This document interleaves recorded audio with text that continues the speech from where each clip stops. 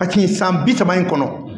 papier fu de ni diplôme ba bɛ ne bolo ne ni kalanba kɛ mais nɔ t'a la foyi t'a la k'an kunkolo la tɔɔrɔ dɔrɔn ni diplôme bɛ ne bolo n ye nin sɔrɔ Sorbonne n bɔra ni ne yan fɛ diplôme bɛ nin nɔ mais ani diplôme dɔnniya olu tɛ kelen ye maintenant an mɛnna n ye san bi saba de kɛ u bɛ na an kulokɔrɔla tɔɔrɔ ni o ye a musalakani ni a nafigiya tiɲɛ foyi tɛ fɔ fo la ni min nana dɔrɔn mɔgɔ ɲɛna kuma fɔ musalaka kuma fɔ anw ka jamana ma deli ka jɔ ni o ye a bɛ jɔ ni tiɲɛ de donc o de la an ka bi kuma in a bɛ tali kɛ CEDEAO ye lajɛrɛ mun kɛ kunun sibiri février kalo tile 24 munna an bɛ k'an da don ni kuma in na an kun kumana kan mais a ka kan an ka walawalali dɔw kɛ jamanadenw ka faamuyali kɛ parce que Musa mɔgɔ ma min faamuya banfula caman de bɛ fɔ n b'a kunna n'a ye n ja n bɛ kuma ni CNT parce que ne donna CNT la ni n ka banfula politique de an y'o politique baara minnu kɛ yanni an ka don CNT kɔnɔ an b'o kelen de la n'i kun ye jateminɛ kuma min na an bɛ M5 la tile fila o tile fila i kun bɛ ne ka video ye mais o m'a fɔ ko fɔma ka kuma ka ca o wagati dɛ mais an bɛ ka yɛlɛ u jeli kanni mun kɛ an bɛ k'u jeliw terekeli mun kɛ u kun bɛ fɛ ka maliyɛnw kunkolo ɲagami ni kalan fu ye ka bɔ dɔrɔn ye nin diplôme sɔrɔ ka sɔrɔ galon a sigilen bɛ tɔw ka baara de kan o de bɛ digi la u b'u ka nɛniniw kɛ u ka continuer u tɛ foyi bɔ anw ta la dɔw yɛrɛ b'a fɔ nin ye jamana jumɛn député ye wa a cɛ si tɛ je mets qui contre au défi minnu bɛ to k'a fɔ fɔma ma ko nin ye jamana jumɛn député ye u ka taa CNT kɔnɔ ni ne ye proposition de loi min kɛ n'a y'a sɔrɔ u ka mɔgɔ delila ka kɛ député ye n'o y'o ɲɔgɔnna kɛ a kana fɔ n ɲɛna j'ai à mon compte 10 propositions de loi yɔrɔ wasaden kɔni kan ka sariya de bila 10 propositions de loi proposition 10 hakilina 10 ne dan ye k'a bila a ka don ba la a kana don ba la tant pis mais ne ka wasadenya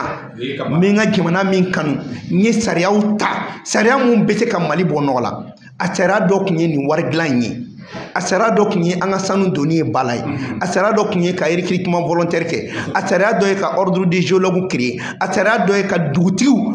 k'u bila maires k'u ni maires bɛɛ kɛ kelen ye hakɛ kɔnɔna na walasa u kana t'u ka dugu ci u ɲinɛ ma a ka ca o kɔfɛ n ye minisiri min wele sɛbɛnden na n'u ye a jaabi o 17 de bɛ n bolo a sɛbɛnnen jaabi ka sɛbɛnni kɛ ka minisiri ɲininka dalakan na a ka tila ka n'a jaabi o kɔfɛ ka minisiri wele k'a ɲininka bɛɛ ɲɛna bɔgɔ jɛnnen sanfɛ CNT la o 4 M5 ka kuma ne de ye ministre de la justice wele k'a ɲininka maa minnu sara M5 la a ko bɛ cogo di a ko bɛ cogo di o kow de baara filɛ nin ye senna bi wari minnu dunna a ko bɛ cogo di an ma ɲininka kelen kɔ o n'a ta o ta u bɛ se ka taga CNT ka contrat bɛ yen a débat i bɛ taa i b'a lamɛn ne bɛ kuma o kuma fɔ tan n b'a bɛɛ fɔ ni minisiri fɛrɛ la donc an b'an ka baara de la maintenant an ka baara fɛnɛ mun ye sariya mun bɛ ta k'o ɲɛfɔ jamanadenw ɲɛna parce que mun de kɛra fiɲɛ ye a kɛra mɔgɔ kɔnɔ ko wasaden bɛ sigi dɔrɔn ko binifiniba dɔ de don dɔrɔn a bɛ fɔ ko nin ye député ye n'a bɔra dɔrɔn a député bɔra non wasaden sigilen bɛ sariya ɲɛfɔli de ka jamanadenw ye ka kuma fɔ jamanadenw ye k'u bɔ kɔnɔna fili la wa i ye minisiri ɲininkali minnu kɛ ani i ko minnu ɲɛdɔn k'olu ɲɛfɔ jamanaden ɲɛna n'o tɛ a ye taa fɔ ko ne ko ko wasadenya n'a bɔra na foyi tɛ maintenant an ye san 30 kɛ u bɛ taa assemblée kɔnɔ u bɛ jɛgɛw san u bɛ sogow san sariya min bɛ ta a ti ɲɛfɔ u t'a ɲɛfɔ minnu y'u ta la jamanadenw tɛ bɔ fɛn kalama u tɛ fɛn ɲini jamanadenw tɔgɔ la an kɔni kɔfɛ maa o maa n'i nana assemblée la baara b'i bolo dɛ parce que i bɛna ɲininka de k'i bɛ ka mun kɛ an b'a tɔ gɛlɛya de ka taa baara min kan ka kɛ an b'a kɛ n'an tɛ yen don min na an na ɲininka k'a y'a kɛ tan donc o de siratigɛ kɔnɔna la ni nin rencontre ba ninnu kɛra a ka kan an minnu bɛ jamana kɔnɔ ni ala ye jɔyɔrɔ dɔ di an ma an ka bɔ ka ɲɛfɔli kɛ jamanadenw ye kow faamuyali cogoya la o de kɔnɔna na kuma in bɛ an ka jamana ko de kan CEDEAO ye sigili mun kɛ u ye kalabanciya de kɛ u ka ko la u ye gafe 2 kɛ gafe fɔlɔ u y'o kɛ tubabukan na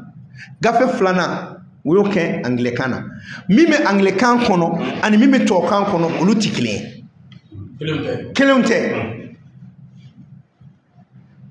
n'an bɛ se a yɔrɔ ma n b'a fɛsɛ u ka kuma na n ye kuma in kɛ fɛn 5 de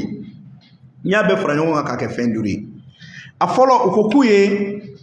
sanction minnu ta u ye ɲangata minnu ta ka Niger sɛgɛrɛ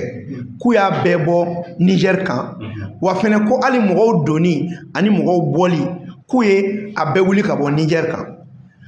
Musa ni mɔgɔ min ye nin mɛ u b'a fɔ k'u ye ɲuman kɛ u ma ɲuman kɛ wa CEDEAO ma nin sanction wuli ka bɔ Niger kan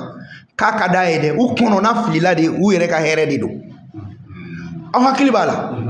tuma min na sanction wulila ka bɔ Mali kan a wagati nɔgɔnni na an ma mercenaire 49 minɛ minnu bɔra CEDEAO ka mercenaire mɔgɔ b'a ko Côte d'Ivoire mercenaire ce n'est pas des mercenaires de Côte d'Ivoire ne ma deli ka fɔ Côte d'Ivoire mercenaire c'est des mercenaires de la CEDEAO mais venus de la Côte d'Ivoire awɔ parce que Alassane de b'a ko bɛɛ ju la o ale de m'a fɔ ko sarasiw b'u bolo ko nin bɛ Niger bolo k'u bɛ taga Nigeria bolo k'u bɛ taa Niger attaquer yan ale de b'a ko bɛɛ ju la o de kama a bɛ organiser ale fɛ yen ale kɔni ye anw ka Côte d'Ivoire kɛ tiɲɛni yɔrɔ ye donc n'i y'o jateminɛ sanction in yan'a ka wuli tuma min na u ye sanction ta a gɛlɛya tun bɛ Benin Togo ani Nigeria de kan Benin ni Nigeria de ta kun ka jugu n'a bɛɛ parce que dɔ farala avion billet wari kan dɔ farala hali bagages kan donc a kun bɛ ka jouer hali u ka taali kan donc sanction ne ye wuli jɔni i yɛrɛ tɛ filanan ni sanction ninnu wulili i m'a ye Niger kunna jara u taara bɔ marifa caman kan n'u kun ma bɔ ni marifa kan sanction bɛ wuli dɔrɔn u bɛ mercenaires ni légionnaires ladon u bɛ taa ni marifa kelen ta ka Niger filenkolon ci an ye nin kuma in fɔ yan a mɛnna wa Musa o kɛlen bɛ cogo min tant que ECAP bɛ Sahel kɔnɔ Mali fɛnɛ k'a yɔrɔ ɲini dɛ i b'a sɔrɔ nin yɔrɔ dɔ maralen bɛ Mali la yan i b'a sɔrɔ nin dɔ maralen bɛ Burkina Faransi tiɲɛnikɛla de don quoi a tɛ ɲuman de kɛ ni armement dagawuli armement ninnu joli bɛ jɔ ninnu na a ka ca o de y'a kɛ kɛlɛ tun tɛ se ka ban anw fɛ yen parce que minnu bɛ na k'olu bɛ kɛlɛ ban olu bɛ balo kɛlɛ la olu de bɛ balo nin kɛlɛ in na olu de b'a drogue feere olu de b'a armement feere olu de b'a mɔgɔw feere trafic d'armes trafic de personnes humaines et trafic de drogue ninnu ka baara ye nin dɔrɔn de ye Faransi bɛ se nin dɔrɔn de la wa u tɛ fɛ anw ka lafiya ne y'o fɔ an ɲɛna n ko anw ka lafiya ye Faransɛw ka bɔnɛ de ye donc sanction in wulili a ma kɛ Niger kama a ma kɛ Niger ka hɛrɛ kama wa a ma kɛ bɛn fɛnɛ kama maintenant n'i bɔra yen an bɛna filanan na k'u bɛna u ka wari dilan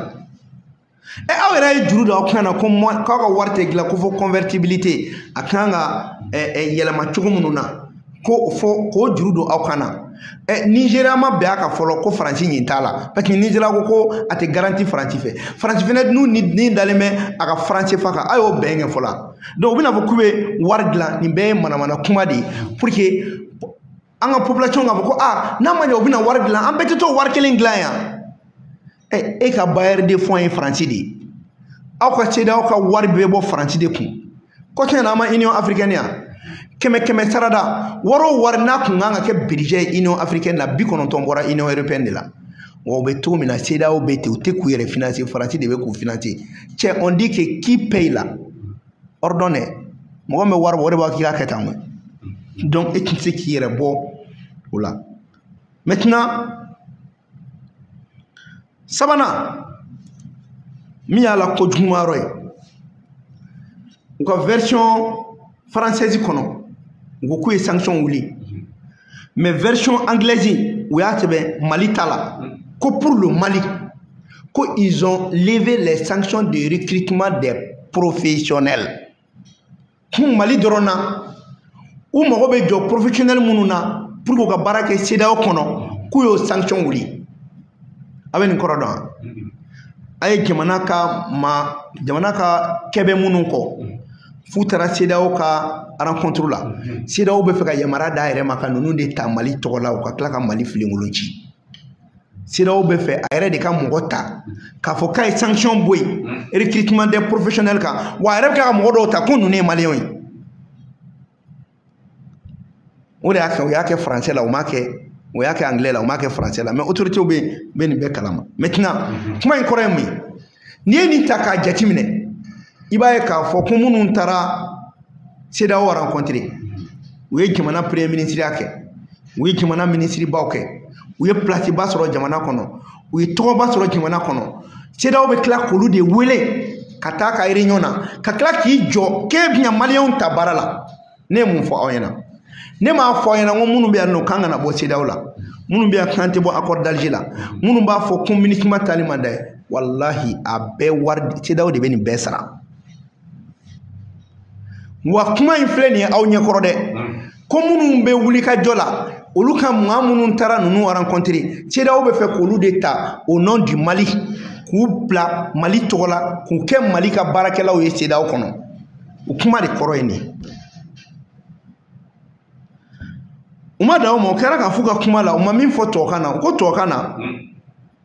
ko Mali ni Niger ni Burkina k'olu k'u ka cogoya jateminɛ n'u bɛ bɔ n'u tɛ bɔ mais anglais na u y'a sɛbɛn ko Mali ni Burkina ni Niger k'u bɛ se k'u ɲin don lajɛrɛ bɛɛ lajɛlen na min ye ɲɔgɔnyew bɛ kɛ décision technique minnu kan ani ɲɔgɔnyew bɛ kɛ lakanako bunakun kan k'u ka taa o bɛɛ la ko sira dayɛlɛlen don ye Musa nin ye jan de ye na Ala y'an ci an ka taa CEDEAO ka lajɛrɛ kelen na c'est fini juridiquement o kɔrɔ k'an ma bɔ CEDEAO la bilen o piège de dayɛlɛlen filɛ a tɛ sɛbɛn tubabukan na a bɛ sɛbɛn nanzarakan na donc u b'a fɔ États-Unis nin ye bon maintenant ne m'a fɔ aw ni ne ka kuma tɛmɛnen na yan n ko nin rencontre in na n ko bɛna fɛnba dɔw proposer n ko n'an ka mɔgɔw banna u bɛ jamanadenw na révolte k'a ye nin bɛɛ kɛ k'u banna n m'a fɔ aw ɲɛna yan a tɛ nin ye a jaabi tɛ nin ye donc nin piège fila n'u donna nin da fɛ c'est fini pour eux juridiquement i tɛ se ka kuma bilen ça veut dire que i y'o reconnu donc u ye nin fila sɛbɛn version anglaise la mais a tɛ version française la nin bɛ mun yira minnu bɛ ka wuli ko gouvernement civil u ni CEDEAO bɛ ka baara kɛ maintenant kuma sabanan Tinubu Nigeria ka président ye Bola Tinubu wa Bola fɛn dɔ n t'a ci dɔn ye ne tɛ fɛ ka tɔgɔ yɛrɛ fɔ ka ɲa yɛrɛ maintenant ale mun ye CEDEAO ɲɛmɔgɔ ye ale yɛrɛ a ko k'u ka fɛɛrɛ bɛɛ tigɛ walasa CEDEAO population mɔgɔw minnu bɛ Mali ni Niger ninnu na u kana sɔn fiyewu ka ban CEDEAO la a ka ɲɛfɔ cogo ɲuman na walasa u ka to CEDEAO kɔnɔ o kɔrɔ min ye Musa nafolo fɛnɛ bɛ bila bolo la walasa ka don jamanadenw n'u hakili cɛ ko aw kana sɔn aw ka jamana ninnu ka bɔ CEDEAO la n tɛ ko saba ye u bɛ mɔgɔw ta minnu b'u financer au nom des professionnels maliens a filanan u bɛ kun nɛgɛ u ka taa réunion dɔ la a sabanan u bɛ wari fɛnɛ bɔ ka don ni jamana ninnu kɔnɔ walasa a fɔra k'u bɔli min kɛra CEDEAO la u kana se ka bɔ bilen maintenant n'i ye nin jateminɛ Musa mun de bɛ yen sisan donc n'i y'o jateminɛ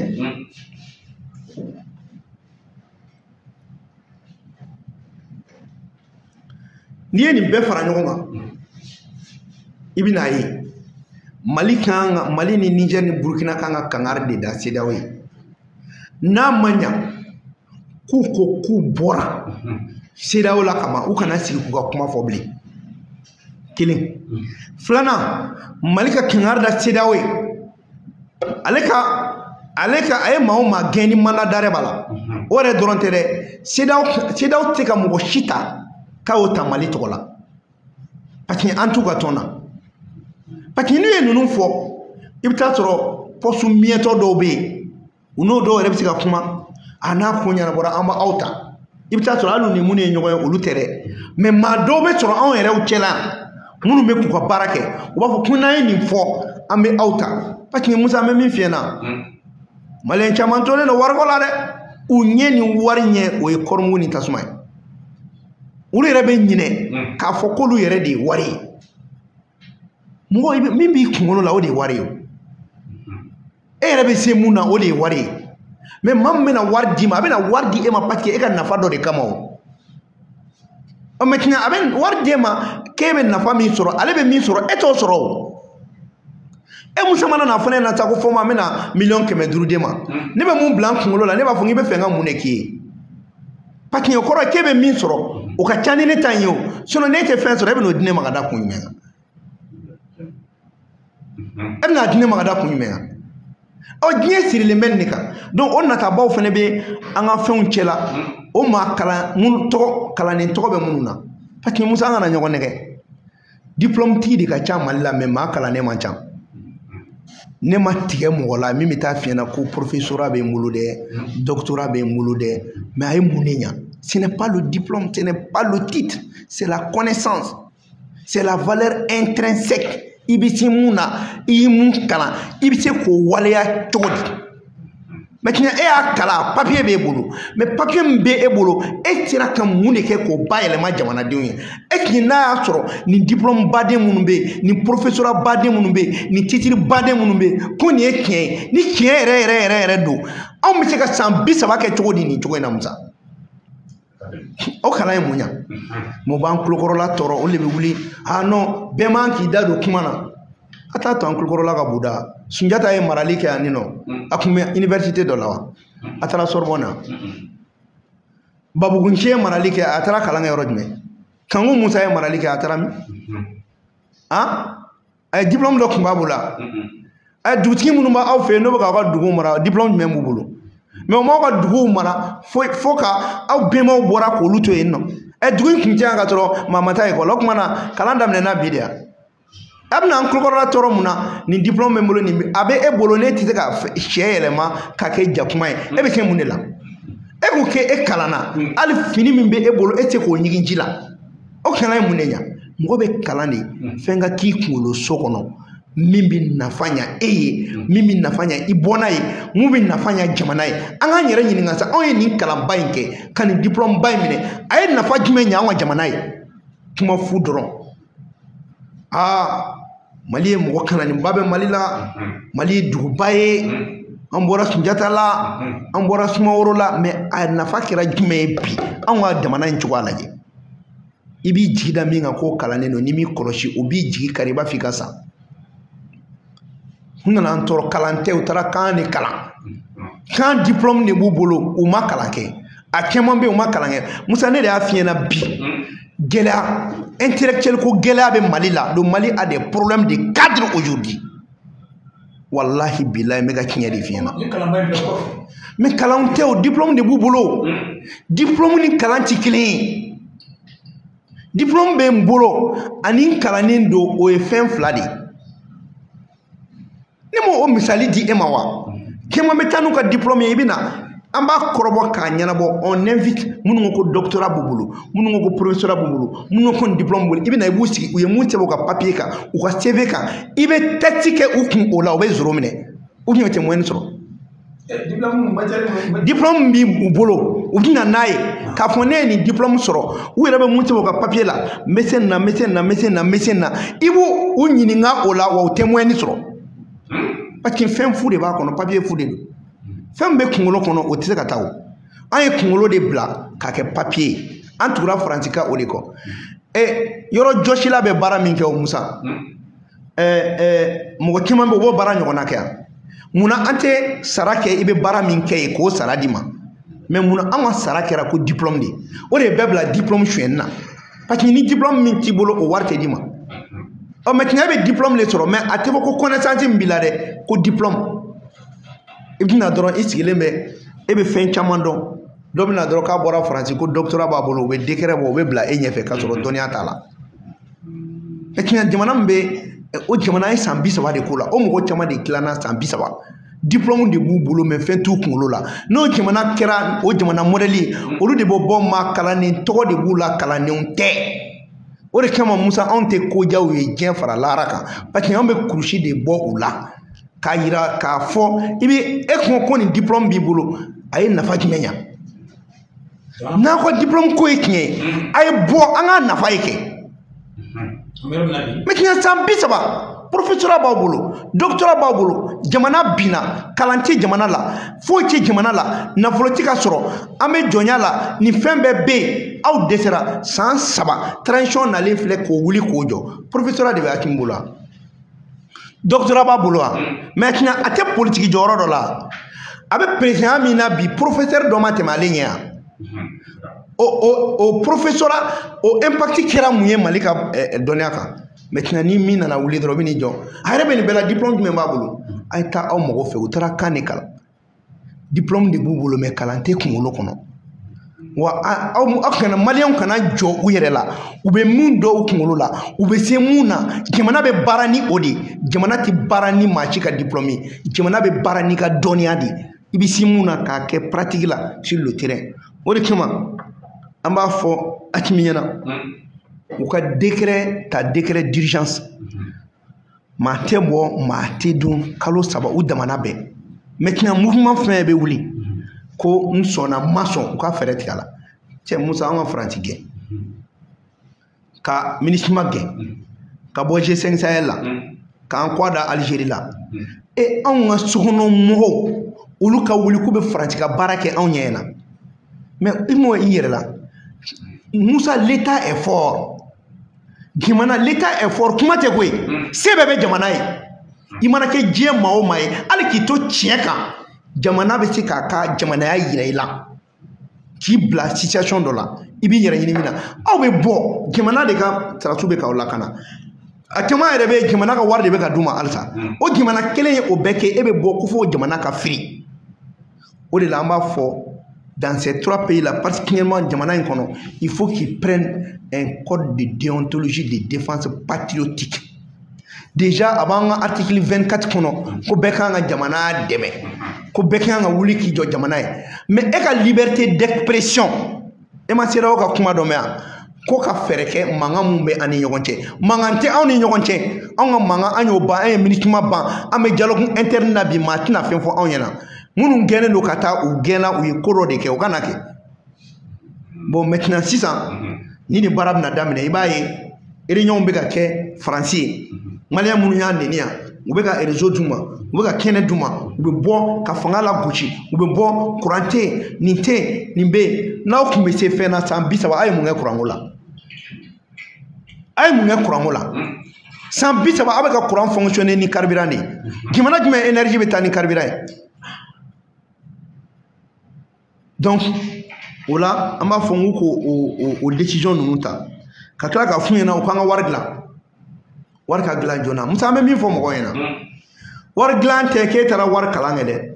cɛ Hakimi ma taa wari kalan kɛ mais n'a décision bɛ ta don min ale de ka volonté politique b'a fɔ ko n ye wari dilan maintenant est-ce que Hakimi est spécialiste en monnaie wari c'est une question de volonté politique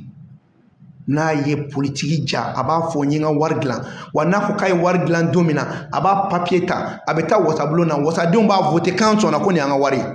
kuma jumɛn bɛ yen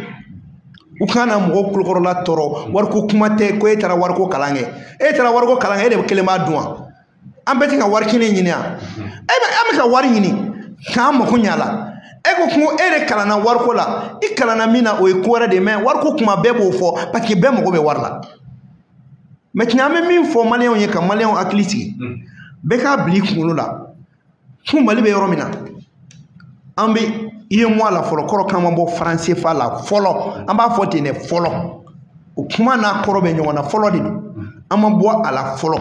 sinon nin baara in bɛɛ kun a kan ka taa kun cɛ wari dilanni de la Musa fɛn 3 de bɛ diɲɛ kɔnɔ yɛrɛma hɔrɔnya sirilen b'o de la i ka lakana ani ka kanw n'i ka namu donni b'a la ani i yɛrɛ tɔgɔla wari n'o t'i bolo i ka yɛrɛya ma dafa jamana ka yɛrɛya bɛ dafa ni o de maintenant min bɛ fɔ mɔgɔw ɲɛna Musa ko Mali commerçants kana siran u k'u ka wari to Mali la yan minnu bɛ fɛ k'u jatigɛ a y'aw ka wari labɔ n'u nana monnaie créer a b'a kɛ tan ko nkalon don a y'aw ka wariw to aw place la les Maliens de la diaspora a y'aw hakili sigi ni jamana ko k'a bɛ wari dilan don o don a tɛ wari dilan ka aw tɔɲɔ Hakimi tɛ Faransi ye koyi Can tɛ Faransi fana ye koyi i bɛ fana tɛ Faransi ye dɛ maintenant n'a y'a sɔrɔ k'u bɛna wari min bɔ u tɛ sɔn diɲɛ na ka wari dɔ bɔ k'o bɛ kɛ tiɲɛni ye jamanadenw ka wari ma ni jamanadenw ma gagné jamanadenw tɛ perdu faama jumɛn bɛ taa ka wari dilan k'o k'e ka jamanadenw ka wari bi e ma dɔn nin ka bon hakili ma Faransi dɔrɔn de bɛ se k'o kɛ parce que en 1984 Faransi an bɔra franc malien na ka don franc CFA la u y'an ka wari dévaluer k'a jasi k'a bin Musa ni don min na n'an ko k'an bɛ wari in créer n'a y'a sɔrɔ ni mɔgɔ n'a y'a sɔrɔ e ka wari kun tɛ Mali la yan n'o y'a sɔrɔ wari tɛ e tɔgɔ la i bolo y'a jɛ fête bɛ f'i kɔ fati be fi ko de ni ka war che ka bo i perdira i war to jamana la jamana bi ka war valoriser wa jamana bi ka war do bala commerçant ti kana tira point ti ka dabo mais mun am tira kan do info parce ni ya fo ci ko do ube ina fo kuma mina an kuma ka do sefala mali ma kala ni do yemunge depuis ay kan me ka do sefala ko fara mali mi kimbe utara be fale ka ke français yana nga do sefala maintenant o fale na dron directement ko war chama soro o de fene ba to kuma do be ante anda do ulula parce que muruda fala de do na dona ko na ya créer dron ko be war chama soro wo spéculation damine voilà maintenant ne ko ne be min fo dron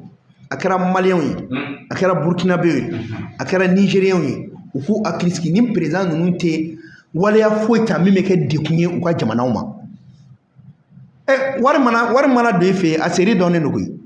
a numéro donné do na nga war gina am te ka fo à partir de telle série maintenant on reconnaît que ay war mingla na be valeur clé maintenant série warate domblé maintenant faut te domblé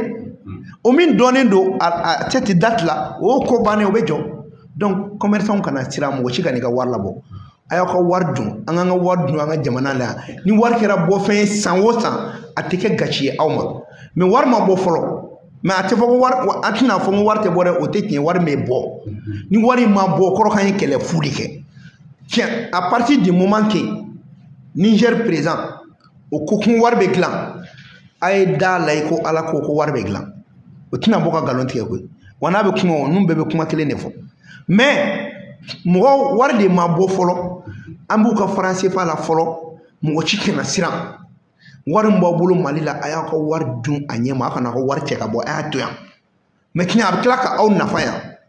akina tinata ka machiga na folo chi ambo garantie di bema u ka dala ko autorité nunu tiga do ka bo français fa la mo to yoli kama u be do ala de kan nafa nya jamana denye ne tiga décision ta mi me nafa ya ka jamana denye e be tiga décision ta mi ka jamana denye to ya a jatine depuis atmi nana ay décision fait a bekara jamana denye la ini ibe fene bo keleni la chani fene bo keleni la donc maintenant on be ta war gimen glan ko war glan ni me kla ka ke kololo jamana war ci uma ci musa ni ngabo akili masa donc ni be diplômé nunca mirina o de dunto aya ko war la bode nugo ko war mina do na karata ka war be bi ere ma femi do aka girinwa aka fenwa ni ajikina français fa jugoro do ya tade ka wartia ete perdia maintenant pourquoi mo be tani fennunga uku ka wartia amana ke chocho kimana nyemo nunu utina war glam meme ke tonyoy wa war glani e jago ya patini war magla musa kololo nani ne bala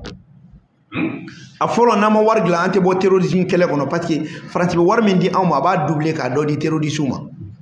flana nama bo sefala France ka politique mo be na fangala ayanja amanja parce que ba ka war kla ulun nyonti simana nama bo France fala yerma hore mambulo fokansa ante ka yerma hore nani na nama bo France fala ani irishun ani ame fe ani briki munu ngaje ante je ka anto France fala parce que koro ko tanya tamono mais be war glanin ke fembade war glanin te foyi c'est une décision politique maintenant amode fo bege aklisiki mo ci kana sira war ko kuma ina kina munu be ka bo war glana war bana uga kuma de fo c'est leur manière ka jamana de aklisiki mais atumi ma fo mo wayna ko war glana ama fo mo wayna ko war be bon do ina maintenant na mo de bere kanga fien ta fa la jew ene mo kom tite fien ta fa la je to la o ga problème de maintenant munu me boka kokoni nakala o sali re war bora akianga bo sini abe bonna tout ça c'est pour motiver la population à aller dans le sens que dom nani war bebo sinon war ko kuma kanga bo famo de da famar mana fo domina ko war glana o doni war glani o mana décision ta domina o dune décision ta donc pour le moment abe famo yere de ka décision politique bolo folo abina ke biwa abina ke chiniwa abina ke chininga mo taro me ka ka tike ma chi ga no bli kungulo la akebala de kanga bali mo la na keli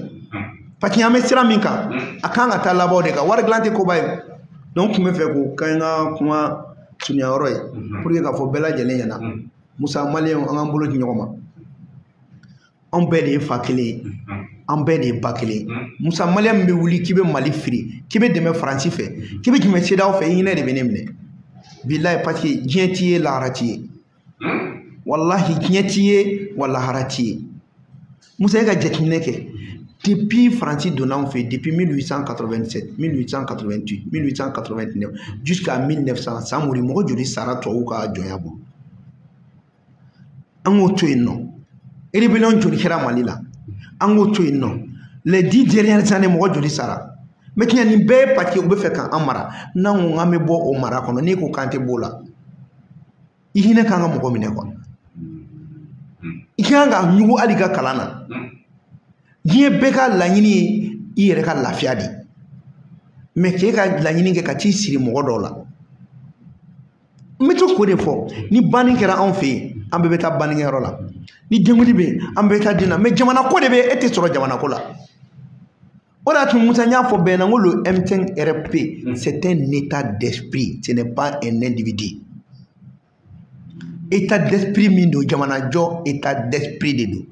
an bɛ wuraji min kɔnɔ ta ka jamana jɔ c'est l'idée M5 RP parce que an ko de k'an bɛna Mali jɔ an ko de ko Mali k'a yɛrɛ sɔrɔ an ko de ko Mali ka bɔ nin cogo kɔnɔ quand les militaires sont venus u ko u nana a baara de achevé o do y'o baara achevé kɛ k'olu de ta do n ka cɛ n'olu tun ma a ko kɛ e bɛ se ka mun kɛ marifa b'e bolo o ye baara nɔgɔya maintenant n'i ka baara achevé kɔrɔ ye min ye Musa n na ni i dɛmɛ i ka fasojɔ baara la maintenant n na n'i dɛmɛ i ka fasojɔ baara la e yɛrɛ fana ka na kɛ faso cila ye dɛ ni ta kɔni ye fasojɔ ye i n'olu kan ka ye ɲɔgɔn fɛ mais n'e n'olu ma ye ɲɔgɔn fɛ e ti fasojɔla ye e ye faso cila de o de kama n b'a f'i ɲɛna cɛ o cɛ bi janfa na Mali kama a bɛɛ bɛ lebu kelen kelen ni Alahu Taala sɔnna ma an b'a ɲini masa Aramani fɛ Ala ka jamana in bɔ Ala kana jamana to gɛlɛya kɔnɔ Ala k'an bɔ nin kɔnɔ maliyɛn bɛ diɲɛ dugu o dugu Ala ka lafiya se u ma Ala ka lafiya se Nigériens ni Burkinabé peuple bɛɛ ɲɛmɔgɔ jugu bɛ jamana minnu kunna Ala k'u ɲɛmɔgɔ jugu bɔ a jamanaw kunna a jamanadenw ka lafiya parce que Musa n'anw bɛ kuma dɔw yɛrɛ n'an bɔra u b'a fɔ ko Côte d'Ivoire moi je me retrouve dans la population de Côte d'Ivoire parce que Côte d'Ivoire ka population Mali population nin bɛɛ ye kelen ye Sénégal Mali c'est la même chose Bénin Mali c'est la même chose mais ɲɛmɔgɔw de ye ɲɛmɔgɔ jugu ye n'i ka ɲɛmɔgɔ jugu n'o fɔra ɲɛna n'o digir'i la i bɛ mɔgɔ ko kɛlɛ de la i bɛ mɔgɔ ko kɛlɛ de la wa mɔgɔ ko kɛlɛ anw t'o la dɛ anw ta ye jamana ko kɛlɛ ye et nous disons an b'a fɔ peuple bɛɛ ɲɛna u k'u bolo di ɲɔgɔn ma farafinna mago bɛ farafinna dilanni de la a sigilen tɛ ɲɛmɔgɔ ko la donc ka aw fo k'a fɔ bɛɛ lajɛlen na nin de tun b'an fɛ hakɛto bɛ nin na salala Mamadu